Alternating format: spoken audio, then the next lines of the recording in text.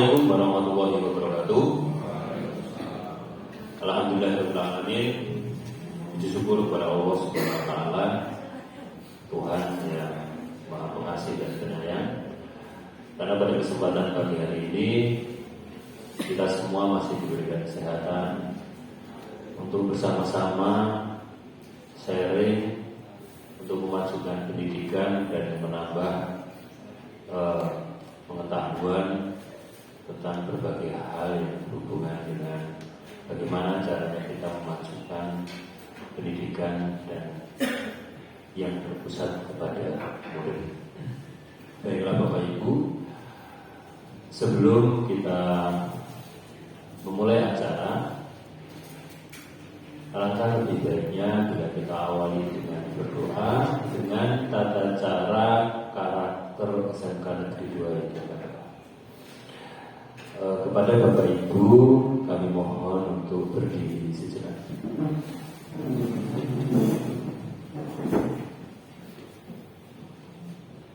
Siap gerak. Sikap doa. Berdoa menurut agama dan kepercayaan masing-masing. Berdoa dimulai.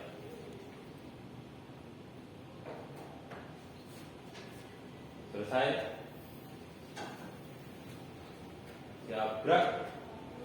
Berikan salam kepada pemateri. Sikap salam. Ucapkan salam kepada pemateri. Selamat pagi. Selamat pagi Bapak Ibu semua. Persiapan duduk. Siap. Silakan duduk. Terima kasih. Terima kasih Bapak Ibu sekalian yang saya hormati, Bapak Ibu guru yang sudah berkenan hadir untuk menghadiri undangan dari Bu Evi dalam kegiatan pengibasan budaya positif. Bapak Ibu, kegiatan ini adalah salah satu bentuk aksi nyata dari guru penggerak. Jadi guru penggerak ini masih dalam tahap belajar Bapak Ibu.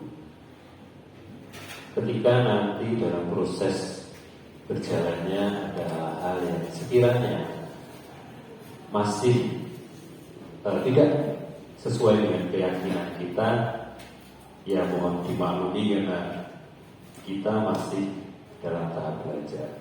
Pada sesi 1 ini pemateri akan diisi oleh beliau Ibu Evi Sulistianingrum.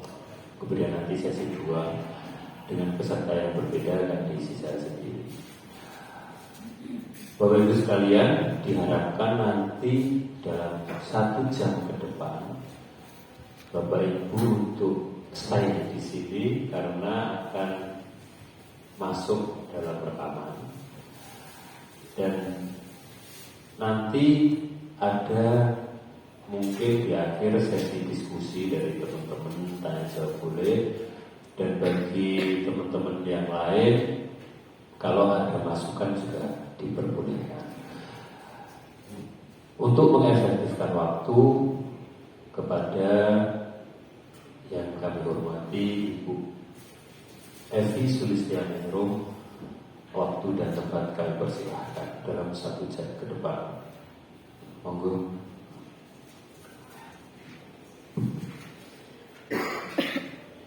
Baik, sebelumnya Assalamualaikum warahmatullahi wabarakatuh. Sebelumnya saya mengucapkan terima kasih kepada Bapak Ibu yang sudah meluangkan waktu dan kesempatannya untuk duduk bersama di ruang rapat 1 dalam acara pengibasan budaya positif CGP Angkatan 9. Kebetulan saya dan Pak Irsan adalah CGP Angkatan 9. Semoga nanti pada pengibasan kali ini juga memberikan manfaat untuk kita semua, terutama yang masih muda-muda, untuk sama-sama tergabung di calon guru penggerak. Ini sudah dibuka angkatan 11. Nah, pada budaya positif ini Bapak Ibu, ini tuh rangkuman dari modul modul 1. Jadi gambaran bahwa di CGP itu waktu pelaksanaannya kurang lebih 6 bulan, tetapi di dalam proses CGP-nya itu kita yang mengerjakan 3 modul, hanya 3 modul Bapak Ibu. Cuma ketika diklik modul 1 itu 1.1, 1.2. Nah ini rangkuman. Kalau misalkan nanti Bapak Ibu bisa masuk di CGP, nah kurang lebih gambarannya itu juga materinya seperti ini. Langsung saja nih untuk mengefektifkan waktu, karena waktunya juga cuma 1 jam dan sesi keduanya nanti ada Pak Yasan. Pada kesempatan kali ini itu terkait dengan budaya positif. Nah, budaya positif ini ada 2 budaya dan positif. Positif itu berarti sesuatu yang baik, sementara budaya itu sesuatu yang dilakukan terus-menerus. Tidak akan menjadi sebuah kebudayaan jika tidak dilakukan terus-menerus. Maka kemarin saya mencoba dari tugas ini ada beberapa hal yang sebenarnya sudah membudaya di tempat kita. Ini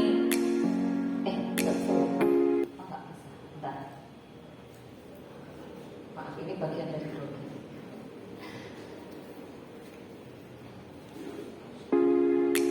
Nah, di tempat kita itu ada beberapa budaya positif. Tadi mengamalkan saya kita ini motor. Kalau di parkiran itu entah kenapa ya, biasanya di tempat kita motor itu selalu ramai di depan baru di sana. Dan anaknya tertib loh, bisa masuk ke jalannya itu benar di jalan.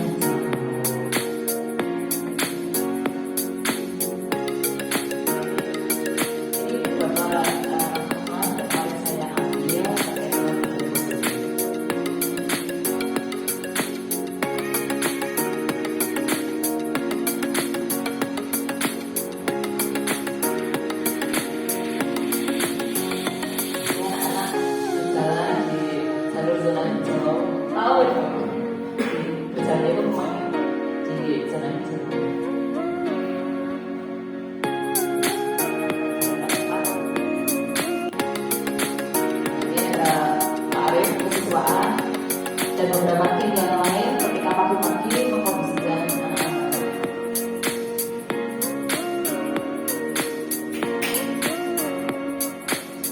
dan ketika memperbaiki mengingatkan anak untuk segera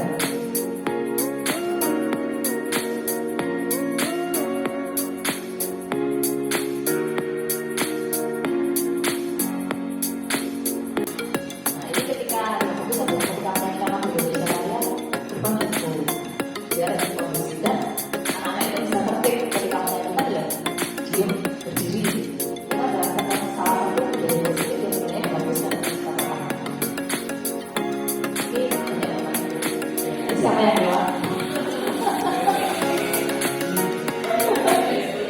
Ya, dan ini beberapa kali yang saya lakukan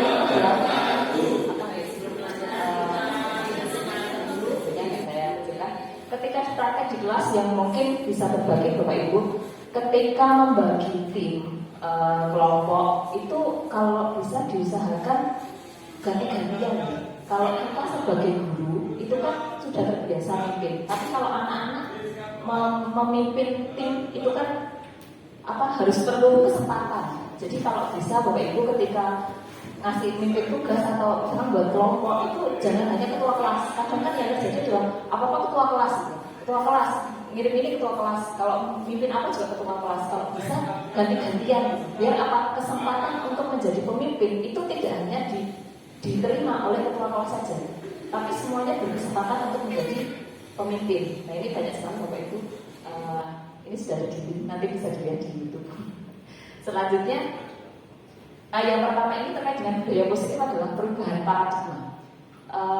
KHD mengatakan bahwa pendidikan adalah tempat persemaian segala benih-benih kebudayaan hidup dalam masyarakat kebangsaan. Bu Deni bisa minta tolong untuk membagikan. Ya tidak separuh. Sebenarnya saya yang separuh. Ya, bahwa KHD ini itu mengatakan bahwa pendidikan itu adalah persemaian segala benih-benih kebudayaan hidup dan masyarakat kebangsaan. KHD ini mengumpamakan bahwa pendidikan itu seperti tata surya, seperti tata surya. Ketika kita lihat proses dari tata surya, nah ini adalah planet tata surya. di mana dalam tata surya ini semua itu planet bergerak sesuai dengan posisinya. Bulan pada langit yang terdiri atas sebuah bintang yang disebut matahari. Semua bergerak dengan sesuai. Misalkan kalau misalkan planet ada planet dalam, ada planet luar. Planet dalam itu contohnya planet apa? Merkurius dan Venus. Merkurius dan Venus itu mengalami perputaran orbit ke matahari dia lebih cepat dibandingkan mungkin planet-planet yang luar. Iya. Dan setiap planet itu memiliki karakteristik masing-masing. Setiap planet. Dan kalau misalkan Jupiter karakteristiknya apa, kemudian Merkurius karakteristiknya apa. Setiap planet itu punya karakteristik masing-masing. Nah, coba Bapak Ibu minta tolong untuk mencermati gambar yang pertama, biar kita ada sedikit sharing dan diskusi. Pada gambar pertama itu ada filosofi dari KHD bahwa sebuah pendidikan itu juga sama seperti seorang petani. Sementara di satu sisi pendidikan juga diibaratkan sebagai sebuah perputaran tata surya. Kira-kira nih menurut Bapak Ibu nih, apa sih persamaan dari kedua gambar tersebut jika dikaitkan dengan pendidikan yang ada di Indonesia?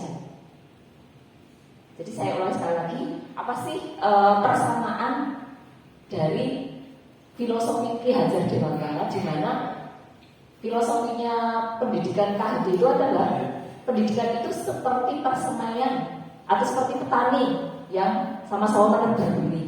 Sementara di sini di sebelah kanannya itu adalah juga pendidikan. Nah, kira-kira nih Bapak Ibu, monggo yang punya pendapatnya boleh sharing di sini. Kira-kira persamaannya ada di mana? Saya juga sambil di sini ya, biar mengurangi grogi.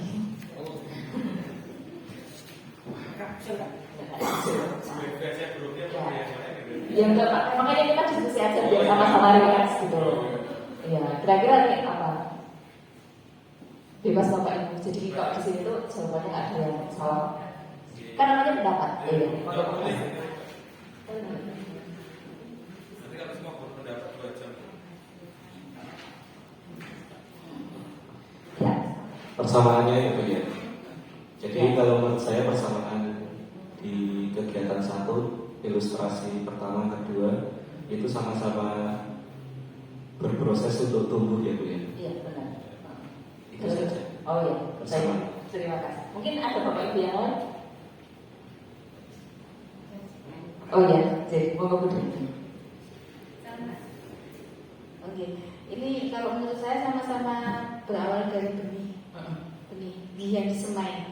Iya. Nah, kemudian yang dikatakan tadi Pak Bastian itu, kemudian sama-sama tumbuh. Oh. Itu saya mengajari dulu dari benihnya dulu. Oke. Mungkin ada yang lain? Saya melanjutkan dari Bu Jenny. Oh iya. Ya, tadi dikatakan itu sama-sama benih ya. Jadi masing-masing punya masing-masing benih itu punya potensi untuk tumbuh. Nah, jadi di situ begitu juga antara tanaman dengan anak sekolah itu masing-masing punya potensi untuk tumbuh ya sesuai dengan bibitnya masing-masing. Jadi masing-masing punya potensi sendiri-sendiri. Sehingga si petani atau si guru itu tinggal untuk memupuk dan merawat atau membimbing lah kalau di dalam belajar mengajar kan seperti itu. Seperti itu mungkin Bu. Oh ya, terima kasih. Terima kasih Bapak Ibu, dan benar sekali bahwa proses pembelajaran menurut KHD itu seperti petani. Jadi petani itu hanya kuasa menabur benih, tidak kuasa membuat memastikan hanya menebar benih. Tapi kalau misalkan petani itu menanamnya, ya karakternya tergantung yang ditanamkan. Bibitnya pare, nggak mungkin kita mengharapkan nanamnya pare, tumbuhnya terong, nggak bisa. Karena setiap benih yang ditanam itu sudah punya karakter masing-masing. Sama dengan planet tadi, setiap planet punya karakternya masing-masing. Sama dengan anak itu juga punya karakternya masing-masing.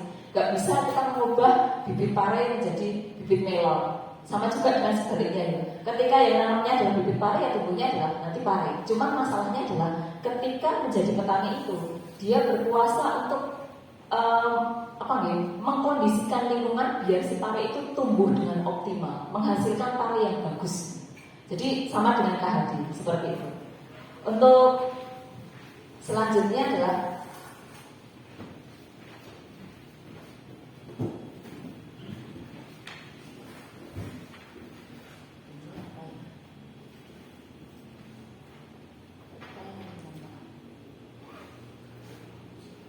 Nah, di dalam filosofi KHD itu ada 3 kerangka perubahan berpikir. Yang pertama adalah kodrat keadaan. Kodrat keadaan itu dibagi menjadi 2, yaitu kodrat alam dan kodrat zaman. Kemudian prinsip melakukan perubahan asas trikon, yaitu ada kontinuitas, konvergen, konsentris. Kemudian ada budi pekerti, di mana di dalam budi pekerti itu, ini masih salah, ada wirogo, wiroso, dan wiromo. Kita nggak bahas semuanya karena waktunya juga terbatas. Kita bahas yang familiar, yaitu kodrat keadaan, ada kodrat alam dan kodrat zaman. Nah, terkait dengan kodrat alam, Bapak Ibu, saya mau bertanya, kira-kira anak kita bahas budaya dulu deh. Alam Indonesia dengan alam Belanda itu sama tidak, Bapak Ibu? Bedanya di mana? Dari Dari segi alam. musimnya aja. Iya, Indonesia benar. satu musim. Betul. Sedangkan Belanda itu 4 musim. 4 musim. Ya, di Indonesia itu 2 musim. Kalau di Belanda itu adalah 4 musim. Di Indonesia 4 musim, kalau Belanda itu 2 musim. Yang mengakibatkan perbedaan musim itu kalau dari budayanya kira-kira nopo nggih Bapak Ibu? Kalau dari musim, kita melihat orang Indonesia itu melihat budaya Belanda jadinya kan kayak pelit. Jadi semuanya itu apa nggih? Dikumpulkan gitu. Misalkan budayanya baru musim dingin, otomatis dia mencadangkan makanannya kan di dalam kulkas gitu kan. Tapi kalau orang Belanda melihat Indonesia, wah boros. Kenapa? Karena berkait dengan kodrat alam ini, Indonesia melimpah kekayaannya. Gak usah nyetok-nyetok, semuanya menghasilkan. Ada musim hujan, kemudian ada musim hujan ya tinggal mancing di kali gitu. Kalau musim kemarau, tapi 4 musim itu membuat keadaan alamnya di orang Indonesia budayanya jadi gak usah nyetok-nyetok, stok alamnya itu melimpah banyak. Beda dengan budaya di Belanda. Nah, terkait dengan perbedaan kodrat alam ini juga membuat perubahan anak itu juga berbeda. Jangan disamakan orang Indonesia dan orang Belanda. Sama dengan kodrat zaman. Saya ingin bertanya kalau di sini yang paling senior, Bu, pendidikan zaman jenengan itu pendidikannya seperti apa Bu? Siapa? Ayo. Bu, bisa saya berapa? Ya, Bu. Jadi pendidikan zaman dulu jenengan itu pendidikannya seperti apa? Pasti beda dong dengan pendidikannya sekarang. Nah, bedanya di mana Bu saya berapa? Boleh Bu, jenjang mana saja yang sering? Yang jelas ada perbedaan pendidikan zaman dulu dengan zaman sekarang. Pas dengan pendidikan boleh atau pas dengan menerima pendidikan juga boleh. Saya Yang paling akhir misalnya di universitas, saya itu dari adik. Pada zaman saya dulu itu belum ada komputer. Jadi ketika itu saya ya masih akhirnya cedek-cedek gitu. Manual Ya, masih pakai blader. Kemudian SMA lagi terus ada komputer, baru mungkin setelah kerja itu awal-awal ada komputer. Kalau saya dulu seperti itu, namanya anak-anak ya cuma mendengarkan terus. Dulu banyak ceramah, ya kadang-kadang diskusi juga saling info. Sama sekarang mungkin sudah diskusi terus nih. adalah canggih pakai kanvas juga Ya, pakai apa, terus pakai gadget itu sudah zamannya sekarang. Itu aja. Ya, matur Bu. Jadi ini yang kemudian dikatakan sebagai KHD bahwa zaman itu, kodrat zaman itu bisa perbedaan. Jadi anak zaman dulu, anak zaman dulu itu berbeda dengan anak zaman sekarang. Nah, fungsi dari pendidikan atau kita sebagai guru adalah mengikuti perkembangan zaman. Didiklah anak kita sesuai dengan perkembangan zamannya. Jadi kalau misalnya kita mendidik anak kita yang saat ini, itu memang kita menyiapkan anak kita itu untuk kehidupan mereka yang akan datang. Bisa jadi bahwa kita saat ini canggih ya, sudah ada laptop, ada komputer. Kalau dulu cuma wawancara, diskusi ceramah gitu. Bisa jadi ketika anak pada zamannya apa-apa sudah, kalau sekarang istilahnya kayak smart home, tinggal mau masuk pintu tinggal sentuh touch semuanya udah buka ya. Kemudian apa-apa tinggal misalkan AI buatkan kopi udah tersedia. Ya, jadi ketika kita mengajarkan anak, bukan mengajarkan itu ke zaman kita saat ini, tidak, tapi mempersiapkan anak untuk zamannya yang akan datang. Itu. Baik, terima kasih Bapak Ibu. Sharingnya untuk selanjutnya adalah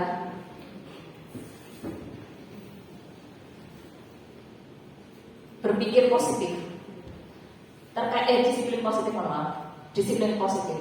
Nah, coba Bapak Ibu, di sini ada game. Bapak Ibu bisa mengambil satu benda, sekiranya bisa digenggam tidak? Ada tidak yang bisa digenggam? Ya, boleh. Ada tidak? Ya, yang bisa digenggam. Ya. Boleh, pokoknya yang bisa digenggam. Nah, coba secara gantian Bapak Ibu gimana caranya sambil menggenggam itu juga membuka genggaman temannya. Terserah caranya itu gimana Bapak Ibu. Misalnya dengan ini, dengan apapun, dengan apapun, dengan bisa ya? Ada yang bisa buka nggak? Gimana? Caranya itu terserah. Caranya gimana? Bisa nggak? Coba caranya itu boleh memaksa boleh, kemudian itu memaksa boleh, kemudian dengan kesepakatan udah ya, gimana caranya nanti buka ya tanganku nanti tak kasih deh tak kasih kayak apa gitu, bisa ya? Wah, ini semangat ya kebun. Bisa ya? Siapa yang berhasil membuka? Siapa yang berhasil membuka? Oh, berhasil. Nah, dari game ini kira-kira Bapak Ibu sebenarnya yang memiliki kontrol untuk membuka genggamannya itu siapa? Iya, diri sendiri. Jadi kalau misalkan dalam proses pendidikan, sebenarnya yang memiliki kontrol untuk bisa menerima pendidikan dan menerima ilmu atau tidaknya itu adalah anak kita. Kan kayak istilahnya adalah kita sudah memberikan yang terbaik, maksa-maksa dan lain sebagainya. Ketika anak tidak membuka dirinya untuk menerima ilmu, ya tidak akan bisa masuk. Jadi yang bisa melakukan perubahan itu bukan orang lain, tapi adalah diri kita sendiri. Itu seperti permainan tadi bahwa ketika kita menggenggam, yang memiliki kontrol itu adalah diri kita. Ketika kita tidak ingin membukanya, yo nggak bisa dibuka. Atau misalkan lebih kuat bisa dengan hukuman, tapi dampaknya bisa jadi marah, bisa jadi dendam. Tapi yang jelas adalah kontrol diri kita itu ada yang ada di diri kita, bukan di orang lain. Selanjutnya, nah, bagaimana cara membuat murid itu disiplin? Siapa yang bisa mendisiplinkan murid? Guru, kepala sekolah, orang tua, atau murid itu sendiri? Jawabannya apa kira-kira? Iya. Jadi kalau misalkan tugas kita itu berarti adalah memberikan kesadaran. Kenapa? Karena yang bisa mendisiplinkan murid ya dia sendiri. Tugas kita adalah mengarahkan. Nah, terkait dengan disiplin positif, di sini ada dokumentasi bahwa saya juga sebagai tim budaya dan juga Pak Irsan, tentu ketika dalam kebudayaan positif kita bekerja tidak bisa sendiri Bapak Ibu. Karena kalau misalkan di sini muridnya ada 2.700, tim budaya ada sekitar berapa Pak Irsan? 8 ya? 8. Nah, 8 tidak mungkin. Jadi di sini mari saya juga Pak Irsan mengajak untuk benar-benar sama-sama untuk mencoba untuk mendisiplinkan murid secara bersama-sama. Kemudian yang ketiga itu ada motivasi perilaku manusia. Nah, Bapak Ibu di lembar itu ada yang mana nih? Ada yang ini, tuliskan apa yang mendasari guru dan murid itu melakukan kegiatan ini Bapak Ibu. Yang pertama guru mengikuti diklat IHT saat awal kurikulum merdeka. Nah, kira-kira alasan Bapak Ibu guru untuk mengikuti diklat IHT saat awal kurikulum merdeka. Awal kurikulum merdeka ya Bapak Ibu, bukan yang terakhir. Ini tuh kira-kira dasarnya itu apa? Bebas jujur Bapak Ibu. Surat tugas. Nah, jangan jujur tenang. Surat tugas. Terus yang lain Bapak Ibu? Karena diundangi, kalau nggak diundangi. Oh, karena diundangi. Kalau nggak diundangi nggak datang. Yang lain Bapak Ibu? Atau yang nomor 2, nomor 3 yang posisi murid bebas. Monggo, saya tidak ngatur. Sama yang kedua nih, masuk sekolah. Oh iya ada satu. Karena nantinya kemarin itu hari Minggu ya Bapak Ibu. Minggu-minggu harusnya buat keluarga lo masuk sekolah gara-gara mengikuti upacara kesaktian Pancasila. Nah kira-kira kenapa? Karena ada jalan. Jujur. Karena di absen, bener sih ya. Karena di absen. Oh saya nggak di absen ya. Iya, karena di absen. Terus yang ketiga, mengisi kuesioner ketika pendidikan mahasiswa. Membantu. Oh iya,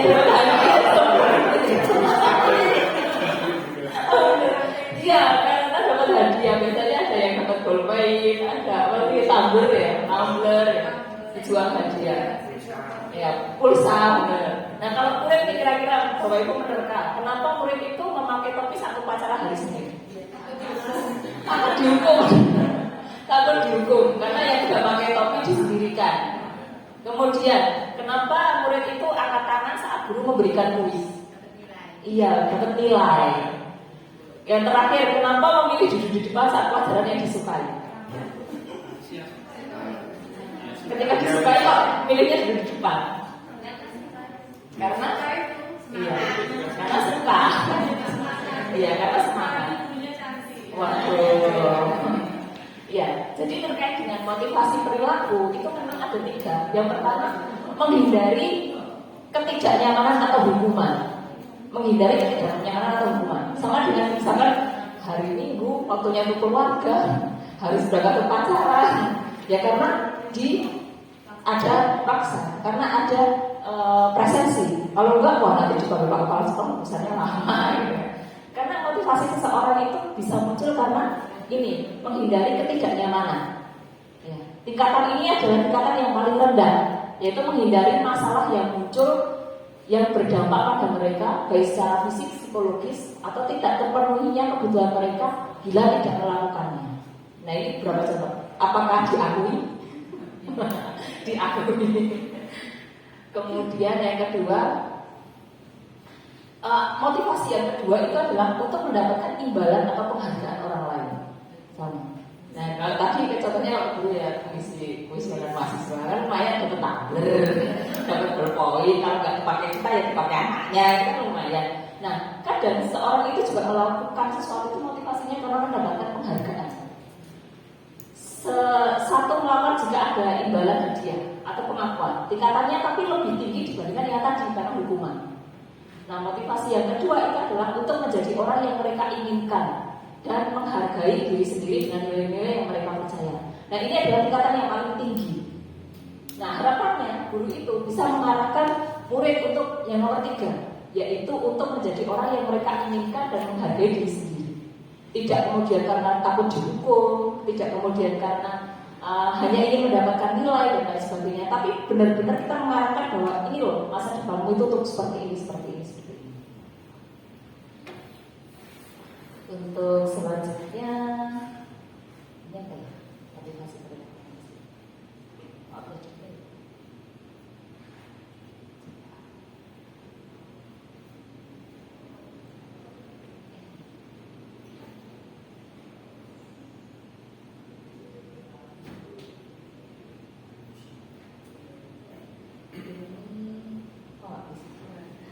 Ya sudah.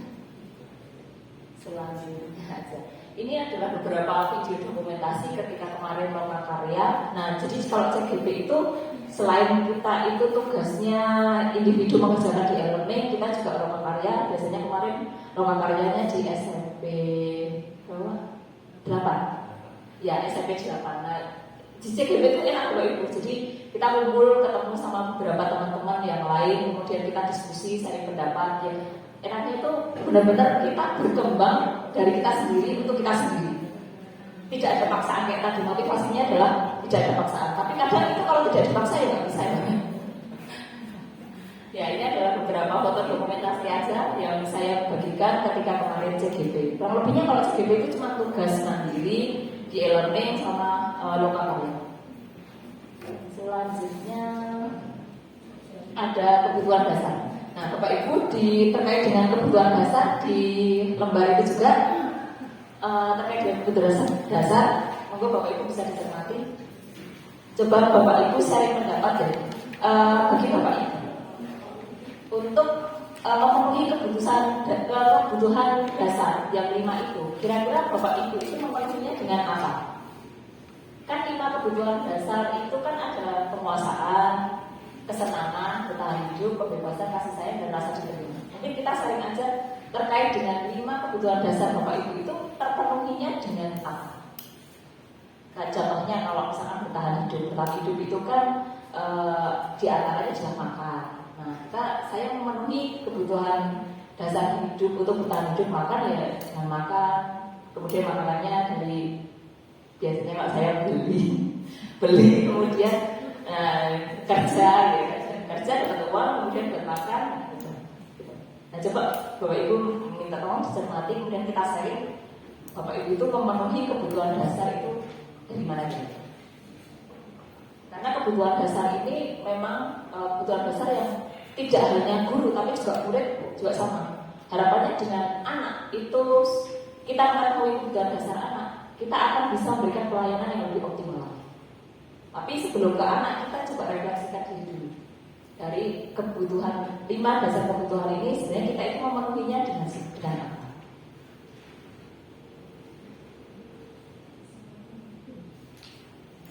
Yang mau berbagi jawaban.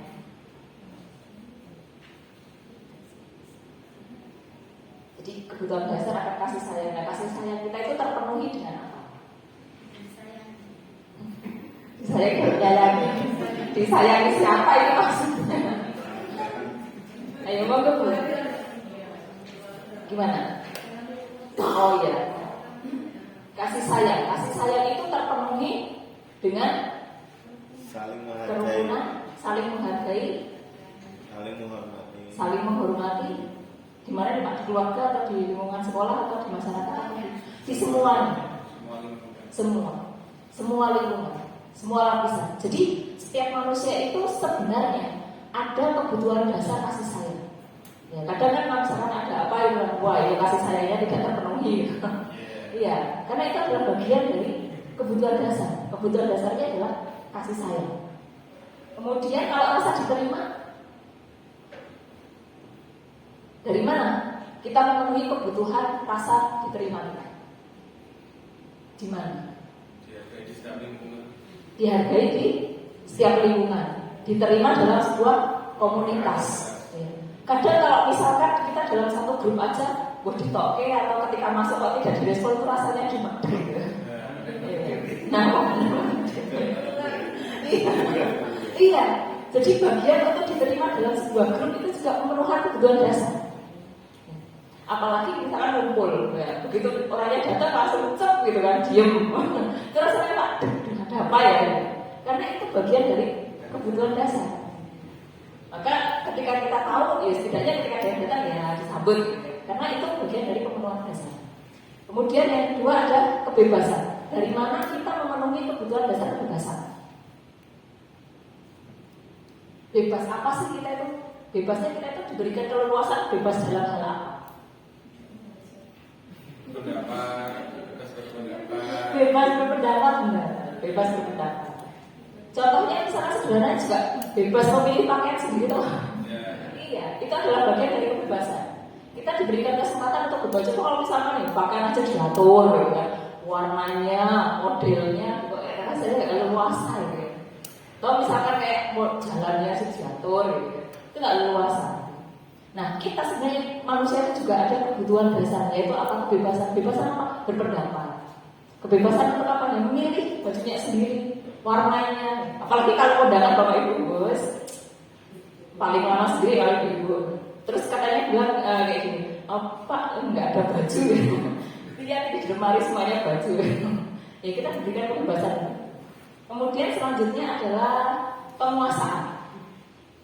Bagaimana kita memenuhi kebutuhan kita terkait dengan penguasaan. Penguasaan dalam hal apa misalkan? Penguasaan itu kan berarti menguasai. Kita itu diberikan kebebasan pemenuhan kebutuhan dalam hal menguasai apa?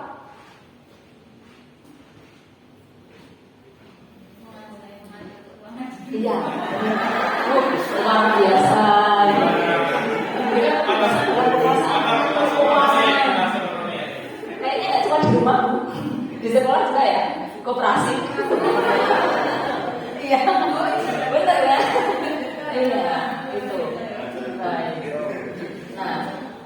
Selanjutnya kalau terkait dengan kesenangan, bagaimana kita memenuhi kebutuhan dasar kesenangan? Apa Pak? Menyalurkan hobi. Hobinya apa Pak? Menyanyi, bersepeda. Terus kalau bapak ibu yang lain apa? Refreshing, piknik, belanja ya, shopping, apalagi 12, 11, 11.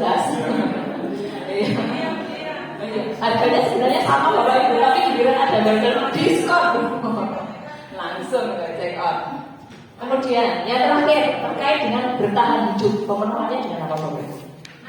Makan. Selain makan apa? Biasanya kalau di Jawa dikenal dengan istilah sandang, pangan, papan. Iya, memenuhi dalam hal kebutuhan makan, kemudian juga tempat tinggal dan sebagainya. Nah itu tadi adalah terkait dengan kebutuhan dasar. Nah ketika kita memahami kebutuhan dasar, kadang pernah nggak sih bapak ibu punya pengalaman ada anak yang pelajaran ini nggak semangat, kemudian apa lagi ya nggak semangat, kemudian kayak sakar PDW. Bisa jadi ketika anak melakukan sebuah tindakan-tindakan yang tidak sesuai dengan norma atau nilai, itu bisa jadi karena sebenarnya kebutuhan dasarnya tidak terpenuhi. Kayak misalkan nih, saya pernah juga ada anak yang dia itu pokoknya malas-malasan. Kalau misalnya pelajaran itu tidur aja, dulu aja. Ketika ditanya-tanya, ternyata kebutuhan dasar yang tidak terpenuhi itu adalah perhatian, kasih sayang. Nah, jadi ini mau boleh perhatian gurune gitu istilahnya. Ya, jadi ketika anak itu melakukan suatu tindakan, bisa jadi sebenarnya kebutuhan dasarnya ini yang tidak terpenuhi. Nah, kehadiran kita sebagai guru adalah mencoba untuk bisa menjembatani bagaimana anak ini bisa memenuhi kebutuhan dasarnya. Tapi ketika kebutuhan dasarnya itu tidak terpenuhi, ya jadinya akan secara kayak naluri itu mencari-cari gitu. Kasih sayangnya tidak terpenuhi, ya udah boleh perhatian.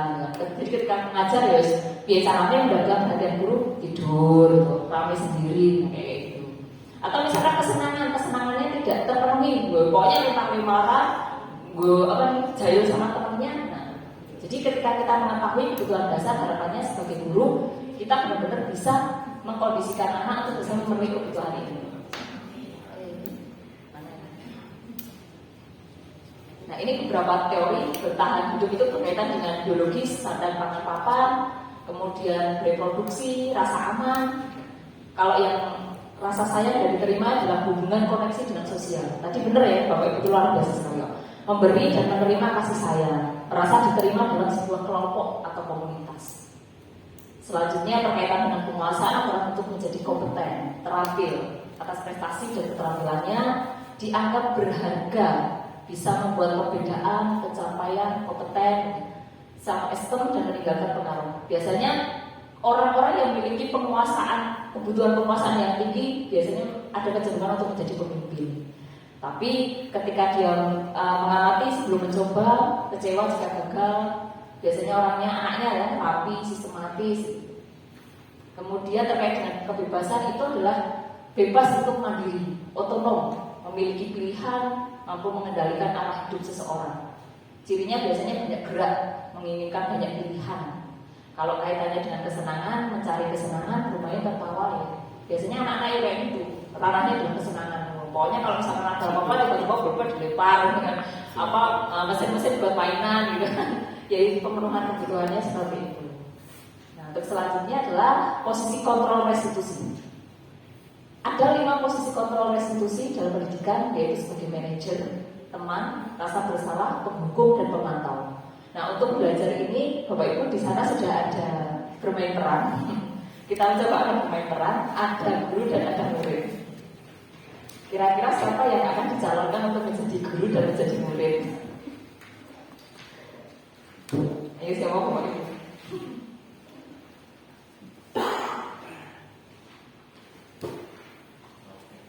Ada yang bersedia bermain peran aja, biar nggak ngantuk. Pak Anies jadi murid. Ya. Mau gurunya siapa Pak Anies? Galak. Oh, saya galak siapa? Dapat jadi Pak. Berarti kan pilih saya galak juga.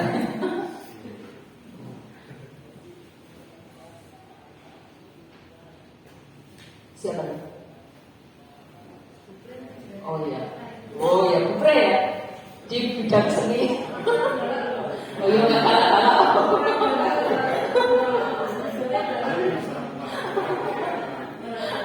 Baik, Bupre.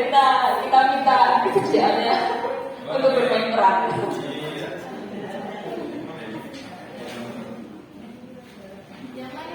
Yang bermain peran satu, bukan bermain peran itu bermain kayaknya. Ada 5.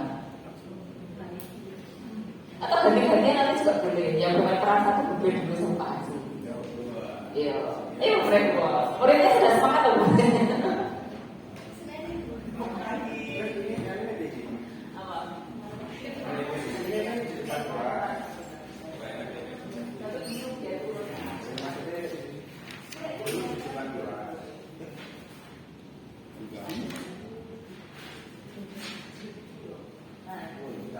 Bermain peran satu. Nanti sambil dianalisa Bapak Ibu kondisinya itu posisi guru itu kira-kira posisi sebagai apa? Apakah penghukum, pemantau, manajer, teman atau berasa bersama? Coba ditekan aja. Ya, monggo. Nah, dia di depan dong. Di sini kan? Nah, ini kan mereka sudah maju. Mereka masuk belakang kok.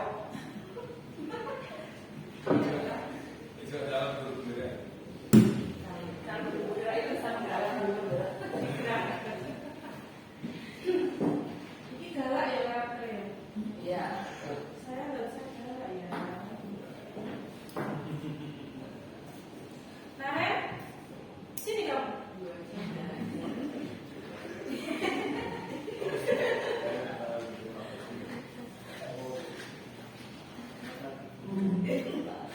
Selalu terlambat kamu itu. Pasti terlambat. Apa? Apa coba? Alasan kamu apa lagi? Saya Malas sekali ya kamu itu jadi anak. Dasar pemalas. Gak kapok-kapok sih kamu. Sudah berapa kali terlambat coba? Sana, kamu keliling lapangan. Lapangan basket ya, 2 kali putar. Kenapa? Kamu mau melawan ibu? Berani-beraninya jawab. Sudah terlambat, masih berani jawab pula. Sekarang keliling lapangan basket 5 kali. Biar kapok, cepat pergi sana ke lapangan basket. Jangan kembali ya, kamu belum 5 kali. Bu kembali-balik pingsan.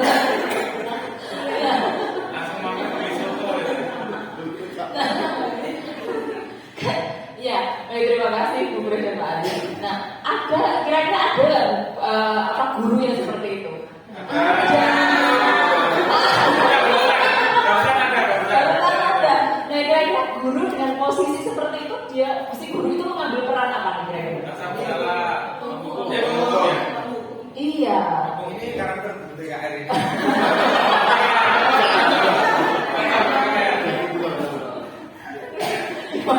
Lari pagi.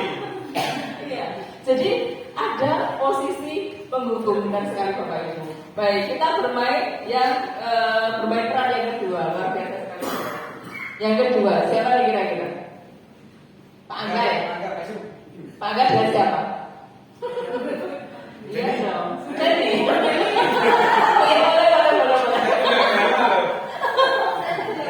Jadi gurunya.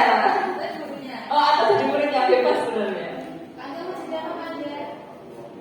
Saya bilang jadi diri sendiri, Pak. Kalau di sini itu lihat guru ada Pak Guru. Gak apa-apa. Ya betul. Pokoknya asik aja gitu. Asik aja ya, asik aja. Yang dua itu ya. Ya, yang bermain peran 2.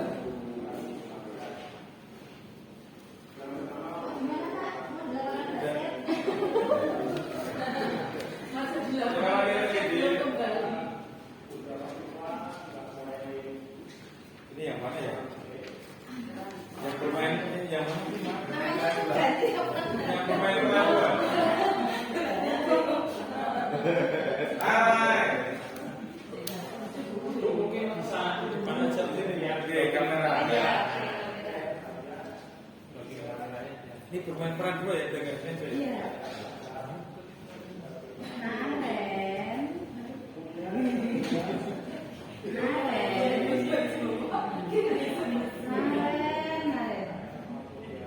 Kamu kenapa terlambat lagi, Nak?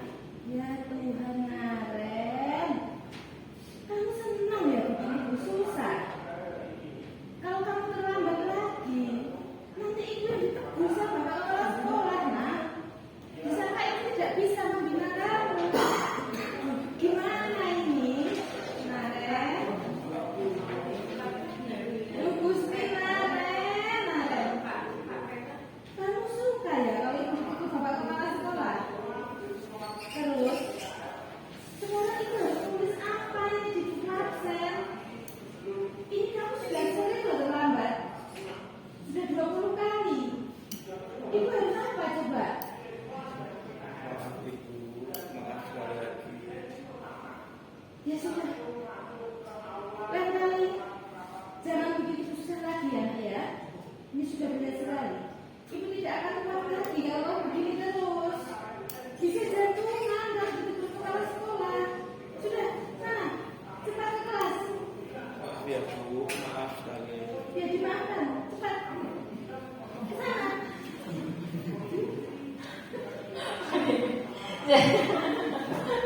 Ketawa dulu. Ya, kira-kira dari bermain peran tadi yang diambil posisi kontrol nomor dari gurunya. Rasa bersalah. Iya. Dari mana kata kuncinya? Murid meminta maaf. Iya. Jadi posisinya adalah guru mengambil posisi membuat murid merasa bersalah. Apakah ini juga pernah ditemui Bapak Ibu? Pernah ya? Jadi pernah. Jadi kita mengkondisikan anak bahwa menunjukkan ini sampai anak itu merasa bersalah. Ada. Benar. Untuk yang bermain nomor 3 itu dari sini terus ya. Sekarang ya dari sini. Ayo. Ayo siapa? Pak Fauzan, Pak Budi. Ayo siapa? Oh, Bu Suni. Bu Lisa juga boleh. Ayo. Bu Sini. Ayo siapa Bu Sini? Ayo. Bu Suni gurunya. Oh, Pak Fauzan. Ayo Bu Lisa.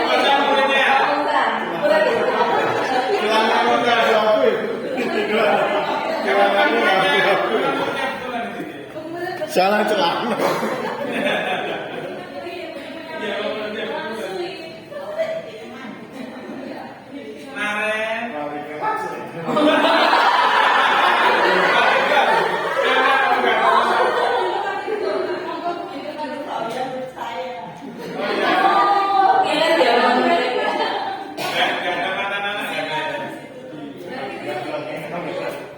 Biar kena kamera. Naren. Selamat pagi Bu. Wah, sudah jam berapa ini, Nak? Terlambat lagi ya? Sayang. Iya Bu, habis ibu saya lupa membangunkan Bu. Kamu mulai menyalahkan ibu kamu ya? Kamu bukannya anak yang larinya kamu kencang. Kok terlambat sih? Iya Bu, saya memang terlambat bangun tadi. Jadi biarpun larinya kencang, tetap nggak akan terkejar Bu. Ya sudah, sana. Nanti lain kali larinya lebih kencang lagi ya. Biar nggak terlambat lagi. Bikin semangat ibu. Demi ibu bisa kan? Ya sudah, sana masuk kelas aja. Makasih ya Bu. Ibu beresin absen kamu. Silahkan kembali. Terima kasih. Wah ini lihat ya, benar-benar guru dan anak dulu. Nah, terkait dengan posisi kontrol yang diambil guru, kira-kira sebagai apa? Konco Dewi. Iya, sebagai teman. Benar. Jadi kan jadi pengambil kontrolnya sebagai teman. Ada yang tadi menghukum, ada yang tadi itu merasa membuat anaknya merasa bersalah. Ada juga guru yang mengambil perannya adalah sebagai teman. Dan ini kadang biasanya sering dilakukan. Ya daripada jadi musuhan kan lebih teman. Baik, untuk yang selanjutnya ada yang nomor 4. Ya. Nomor 4 Pak Ginti ya Pak Ginti. Pak Ginti dengan siapa?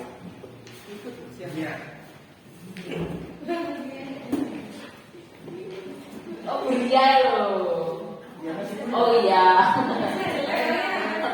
Bu Alia, ayo Bu Alia. Bu Alia mau kuliah? Bu Lisa.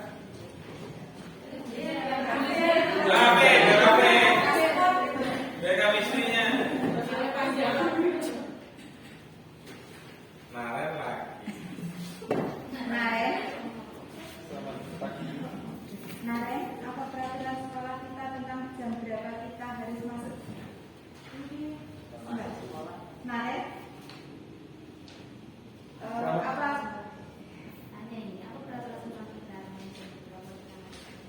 Naren, Selamat pagi Bu. apa peraturan sekolah kita tentang jam berapa kita masuk sekolah sudah tahu Kak? Kita harus di sekolah pukul 7. Ya, betul. Sekarang jam 7.20.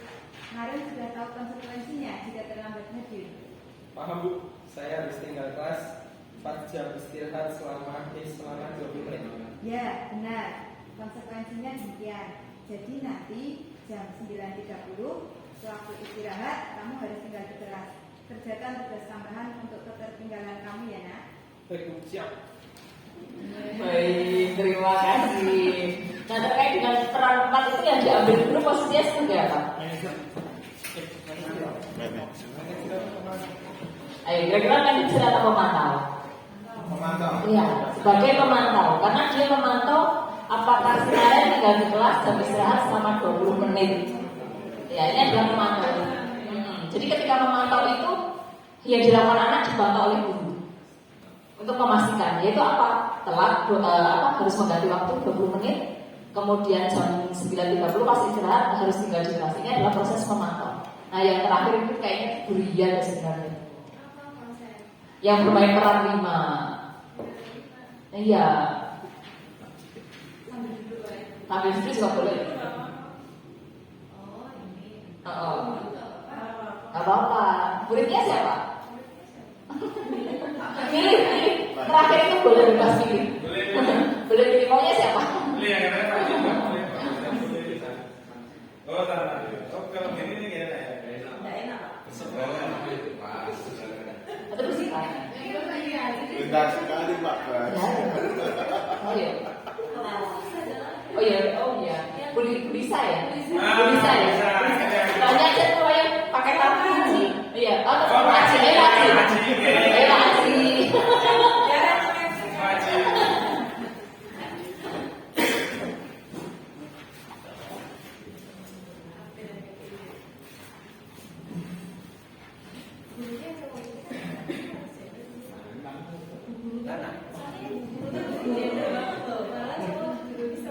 Oh ya, ini yang dulu kan buku. Berarti suka membuktikan. TKR nggak bisa kayak tadi.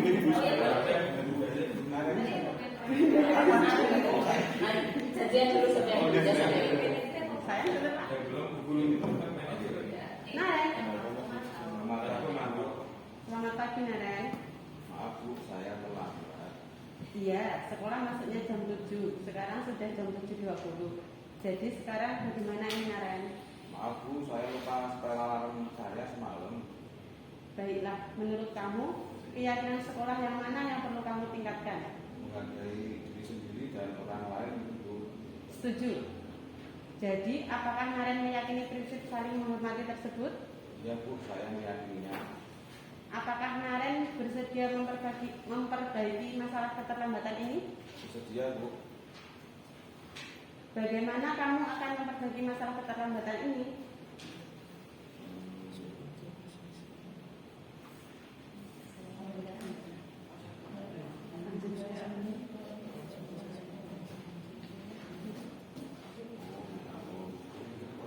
Saya akan coba untuk tidak lupa menyetel alarm saya Bu. Baik, kalau Naren lupa menyetel alarm di rumah, ada orang yang kira-kira bisa membantu mengingatkan tidak? Ada Bu, kakak saya Kak Emma. Ada lagi selain Kak Emma? Selain Kak Emma ada ibu saya Bu. Baik, jadi yang mengingatkan Naren adalah Kak Emma dan ibu kamu ya? Kira-kira akan setel alarm kapan ini, Naren? Setelah pulang sekolah akan segera saya lakukan.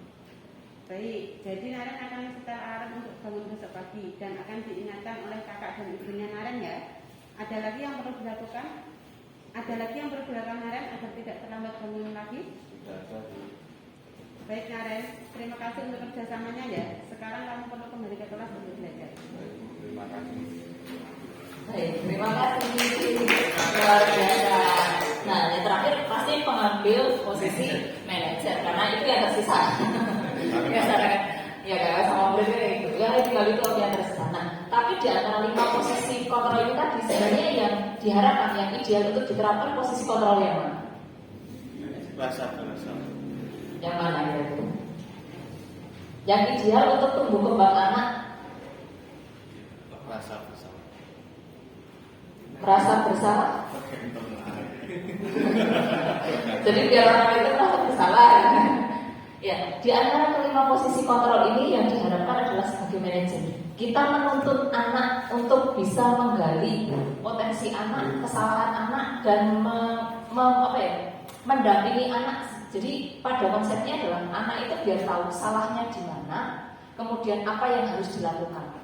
Itu sama dengan konsep filosofi KHD bahwa ya guru itu hanya menuntun tumbuh kembang anak, tidak bisa mengubahnya. Sama dengan di sini, ketika anak melakukan sebuah kesalahan, harapannya guru itu hanya menunjukkan di mana letak salahnya, kemudian bagaimana cara untuk si anak tersebut bertanggung jawab atas kesalahannya. Ini kita lewati, sudah. Kemudian ini juga ada Bapak Ibu yang perlu saya sampaikan bahwa ada penghukum. Penghukum itu kaitannya dengan bisa menghukum itu secara fisik dan verbal. Cirinya biasanya kalau tadi menghukum itu kan ada suaranya tinggi, bahasa tubuhnya makanya melotot, jari menunjuk, menghadap. Ini kayak siapa Pak? Posisi penghukum. Iya. Ini nggak bagus karena nanti anak akan menghasilkan anak yang marah, pendendam, kemudian agresif. Kalau yang posisi pembuat rasa bersalah, dampaknya itu anak akan berpikir buruk tentang dirinya, merasa tidak berharga, dan sudah mengecewakan orang lain yang disayang. Sementara untuk posisi teman, kadang ketika teman itu, jadi ketika ini juga apa ya bahasanya itu? Baca dewe gitu kan, jadi nggak menghargai gitu kan. Kalau yang teman itu sebenarnya ada positif dan negatifnya. Kalau positifnya ya terjadi hubungan baik antara guru dengan siswa. Tapi negatifnya adalah jika guru tidak membantu murid, maka murid akan kecewa dan enggan berusaha lagi. Oh, caranya kocok udah nggak kocok ya udah. Iya. Kalau yang posisi pemantau, biasanya kalau posisi pemantau itu kalau biasanya anak-anak guru-guru TK kan menggunakan stiker gitu. Kalau sudah selesai bicara ya. Dengan ada suara datar, bahasa tubuh formal. Sementara ini juga sebenarnya boleh, kadang-kadang boleh, tapi yang paling ideal itu dilakukan adalah sebagai manajer. Kenapa? Karena manajer itu ya tadi menuntut anak memikir gitu. Anak disuruh mikir sendiri salahnya di mana. Kalau belum ketemu ya kita cuma mengarahkan. Kalau misalkan sudah ketemu, apa yang harus dilakukan itu. Jadi di sini diharapkan untuk menjadi posisi manajer. Sementara yang terakhir adalah terkait dengan keyakinan kelas dan segitiga restitusi. Lanjut saja. Nah, terkait dengan segitiga restitusi itu adalah cara bagaimana kita mendampingi anak untuk menemukan kesalahannya. Di sini yang pertama adalah ada yang terkait dengan menanyakan keyakinan kelas. Anak ditanyakan dulu keyakinan kelasnya. Kemudian menstabilkan identitas dan validasi tindakan yang sama. Contoh dari segitiga restitusi itu misalkan kita ada anak yang melakukan perbuatan salah. Kita tanyakan dulu, kenapa kamu melakukan kesalahan? Kita tanya. Jadi biar anak itu suruh mikir dulu salah ini di mana. Ketika sudah tahu kesalahannya ditanya, ini sesuai tidak dengan keinginan kamu? Sesuai tidak dengan nilai-nilai yang sudah kamu percaya atau yang sudah yang kelas percaya? Misalkan dia jawab tidak, bagaimana caranya untuk anak bertanggung jawab terkait dengan apa yang menjadi tindakannya. Nah, disinilah kemudian kaitannya dengan filosofi Ki Hajar Dewantara bahwa guru itu hanya bisa mendampingi tumbuh kembang, mengarahkan, tapi tidak bisa mengubah sama tadi dengan menyemainya bibit pare, ngomongnya tumbuhnya bibit melon. Sama kalau dulu dikenalnya adalah kayak apa ya? Mosok hewan ikan dipaksa untuk terbang. Gak bisa, karena memang kodratnya ikan ya berenang di air. Jadi kalau misalkan mau disamakan ya kecepatan ikan dengan ikan, jangan disamakan ikan seperti burung kok lomba terbang nggak bisa. Nah itu tadi serangkaian kegiatan. Terima kasih sudah hadir kurang lebih 1 jam ke depan ini untuk berdiskusi. Ini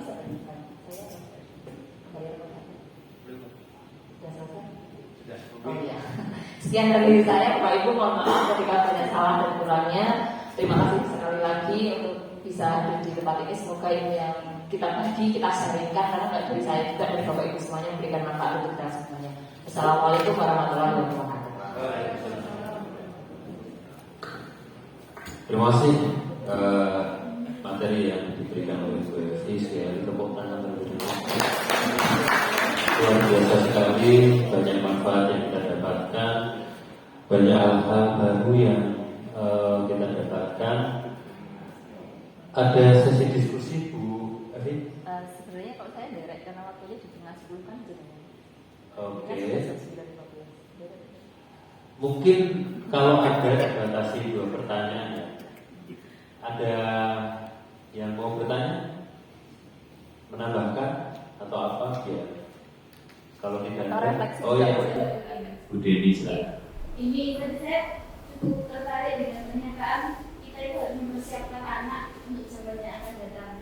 Sementara kalau bayangan saya, orang-orang zaman dulu juga tidak akan mengira bahwa anak zaman sekarang itu akan seperti ini. Nah, trik bagaimana kita sebagai seorang pendidik untuk mempersiapkan anak zaman yang akan datang dari si zaman sekarang. Seperti yang disampaikan Bunda dulu, mungkin pada saat Gubernur jadi peserta didik mungkin juga tidak akan mengira bahwa ke depan juga akan ada target yang canggih.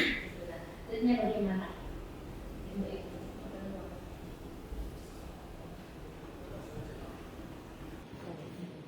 Baik, terima kasih Bu Deni atas pertanyaannya. Kalau kita menanggapi bahwa yang akan datang itu kita memang tidak tahu ya. Sama dengan pun tadi Bu Daryani juga nggak tahu bahwa 30-40 tahun yang akan datang ternyata juga teknologi kecanggihannya luar biasa seperti ini. Akan tetapi apa yang harus dilakukan adalah kita sama dengan filosofi KHD bahwa kita itu menanam benih. Benih itu tidak tumbuh serta-merta, tapi tumbuhnya adalah kayak misalkan ya, kita memanen tanaman jati itu bukan kita yang menanam, kita panen jati itu bukan kita yang nanam, tapi adalah nenek dulu, kakek dulu. Nah, kakek nenek dulu menanam baru kita yang memanen. Gitu. Nah, sama dengan kita yang sekarang yang mencoba untuk menanam, biarlah orang-orang yang nanti yang akan memanen. Tapi hasilnya adalah anak yang sekarang kita sedang persiapkan itu pada dasarnya adalah mereka pun juga nanti akan ada yang manen. Cuma ketika kita menanamnya dengan kondisi bibit yang bagus, lingkungan yang bagus, harapannya panenannya pun juga panenannya pun juga bisa bagus. Orang kadang nandure apa sih itu alatnya? Nandure pari aja tukule seketak gitu kan. Nah, lalu bagaimana triknya ini? Nah, triknya adalah kalau yang saat ini dari dengan kurikulum merdeka kita bagaimana mempersiapkan anak untuk bisa tumbuh kembang, berpikir kreatif, bahkan soal kemudian program pembelajaran juga menggunakan sistem HOTS, kemudian merdeka. Nah, kita bisa mengikuti arahan dari pemerintah bagaimana mengkondisikan guru untuk benar-benar mengoptimalkan potensi anak. Tidak kemudian kalau sekarang sudah ada teknologi ya tidak lagi menggunakan ceramah, menggunakan lagi teknologi yang ada.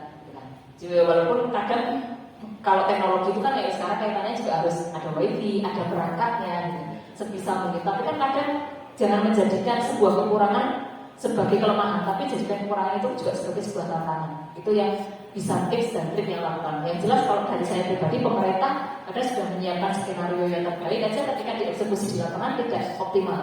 Jadi yang bisa adalah, oh ya dari pemerintah maunya gimana untuk Indonesia lepas 45 tahun. Berapa sih? Oh 2045. Jadi apa yang bisa kita lakukan gitu saja. Ya, mengoptimalkan potensi. Gitu Bu Deni. Mau ditambah satu lagi apa? Satu lagi. Cik, monggo. Tanya. Guru menjembatani kebutuhan dasar murid. Nah, bagaimana mau menjembatani guru aja belum terpenuhi juga. Takutnya gurunya capek jumlah malah mau menjembatani padahal muridnya karakteristiknya banyak, ada yang kurang mungkin kasih sayangnya, mungkin ada perhatian. Enggak misalkan kan banyak kan ada penguasaan ada ini. Iya, baik. Kan fakta di lapangan kan banyak terjadi. Baik, terima kasih Pak Angga. Iya. Kadang ya kayak gitu ya, gimana mau menjembatani anak ya kebutuhan gurunya saja belum terpenuhi. Baik, terkait dengan posisi itu maka bagi saya ya kalau saya pribadi menanggapi maka disinilah fungsi dari pembelajaran sepanjang hayat, bagaimana kita bisa mengoptimalkan potensi diri kita untuk terus menambah wawasan kita sehingga kita bisa menyadari oh ternyata diri kita seperti ini ya, kekurangannya di sini ya, oh ternyata ketika kekurangan ini dampaknya ke sini ya, dengan kita mengetahui harapannya bisa menjembatani anak untuk juga sama-sama memenuhi kebutuhan dasar anak. Begitu Pak. Ya, terima kasih.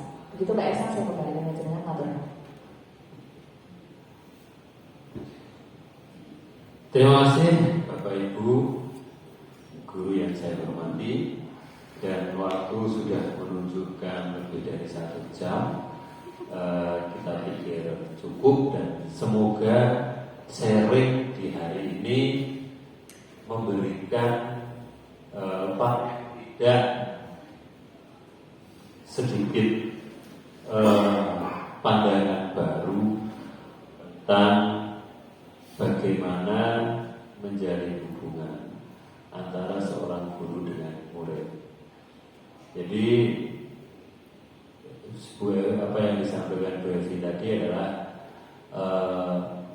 pemahaman paradigma dalam Merdeka Belajar. Bagaimana menempatkan di posisi kontrol kita terhadap murid, bagaimana cara menyelesaikan masalah ketika ketemu masalah, bagaimana menanamkan motivasi diri pada murid, kemudian bagaimana kita membentuk budaya positif di sekolah melalui 4 hal tadi, dan ujungnya akan terbentuklah sebuah budaya positif. Nah, itu yang disampaikan oleh Bu Evi. Apabila dalam kesempatan menyampaikan materi saya sebagai apabila saya sebagai moderator ada hal yang tidak berkenan atau tidak pas, kami bersama Bu Evi sebagai pemateri mohon maaf yang sebesar-besarnya. Terima kasih karena Bapak Ibu sudah meluangkan waktu untuk mendengarkan kami berdua, satu sebagai moderator, satu sebagai materi. Bila itu kita